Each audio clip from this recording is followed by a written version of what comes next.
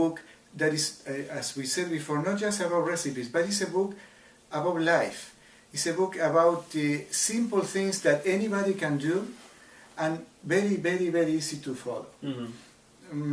I really admire Annie's courage to put all her heart in this book and to expose herself, to talk about her experience. You know what? When she was in Oregon, she sold the house, she sold all her possessions, and for a year she lived, her only possessions were a coupe, Mercedes coupe, and the things that were in the trunk. I don't know where she lives. She didn't say that. Those aren't pretty big cars, you know. Those are small cars. Very small, and that's what she was on for a year. And she said, didn't she say she had her dog with her too, or something? Yes, the dog was with her. Yes, the dog. I actually almost saw her dog. I hear she has a really nice dog. So it's very interesting because she learned a lot about that. Look at this, osteoporosis. There are so many elderly people who are suffering from that, and they don't know that with raw food they can solve most of the easily, very easily. Yeah, strength building, Asian traditions and physical fitness. So you name it, you can read about everything here. I love this book. Cardio and heart health, flexibility. I think she mentioned something about the different proteins, is that right? Hemp protein, spirulina, chlorella. I knew nothing about these foods a year ago, and I thought I was pretty healthy, and I was alright, but these superfoods, it's crazy. I'm going to ask her, because a few days ago, I have this superpower oatmeal in the morning, where I have raw organic oatmeal. I put, everything's raw and organic. Spirulina, 2 scoops, chlorella, 2 scoops, bee pollen, a tablespoon. I put bee pollen, And you don't gain weight without that? No. But I think I overdid it with those superfoods. I don't think you can ever really go overboard, but I mean, I really overdo it. Because when you eat these superfoods, you feel this energy and your appetite, it suppresses your appetite in a natural way.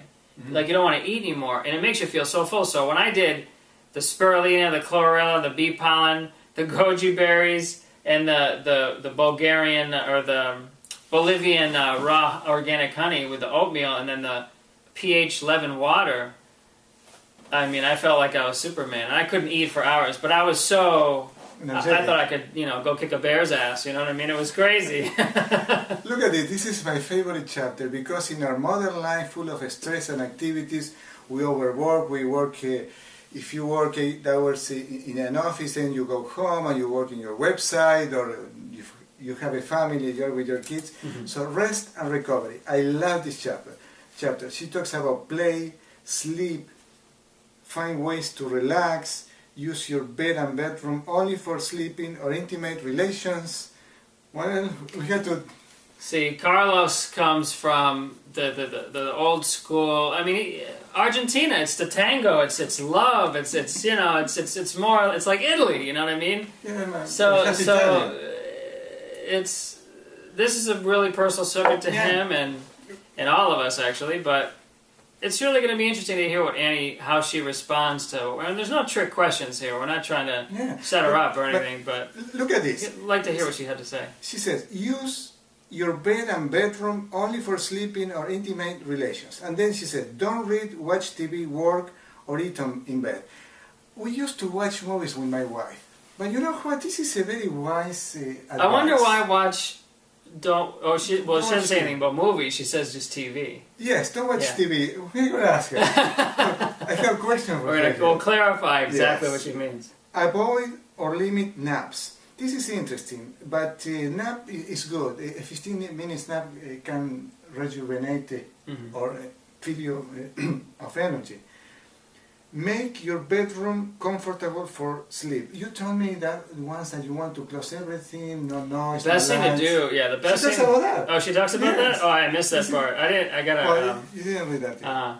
Yeah, you gotta sleep in the dark. You can't have that alarm clock with that light there. That affects your sleep patterns. Look at this. Avoid or limit caffeine, alcohol, or nicotine. I'm gonna tell you something. I'm gonna give you the $1 million recipe to replace coffee. Since I was 20, I was doing this and works like wonders. You know, most people, even people who are raw foodies, they need their coffee in the morning, or maybe their green tea. I'm drinking green tea. Yeah, has a lot of antioxidants. I don't remember where did I learn this from? But I decided to have a cold shower every day. I do it in winter, everywhere where I go, in any climate. Believe me, it's not that I enjoy it very much. It's hard to do it. But I do this every day. I don't need a coffee. I function perfectly until noon. And even when I am sleepy, because I couldn't sleep well for any reason, I have a cold shower, and man, I don't need any coffee. So it's freezing cold, like ice cube cold? I turn on the cold water even if it's winter, and I... How long do you do it for? Until the warm water comes. It could take a couple of minutes. So it feels good though. Oh, I used to do it all the time. Now I just do it at the end before I get out. No, I do it at the beginning, and it wakes me up. I don't need any coffee. So I forgot to put that here, but I'm going to talk to her about it. And then she says... we'll get some more questions out of her. Yeah. Avoid large meals and beverage before bed. Of course, well, this is common sense, but it's, you know another thing. Most of the things that Annie talks about, even about meditation, exercise, and yoga, I knew that, but it's very nice to be reminded of that, because you forget. Hide the bedroom clocks. You told me about that. Yeah. I remember that. Yeah. So there is so much information. Here in the things that I learned, why don't you read this? Which one? This one. Okay. Things that Annie's learned. But in Southeast Asia, where...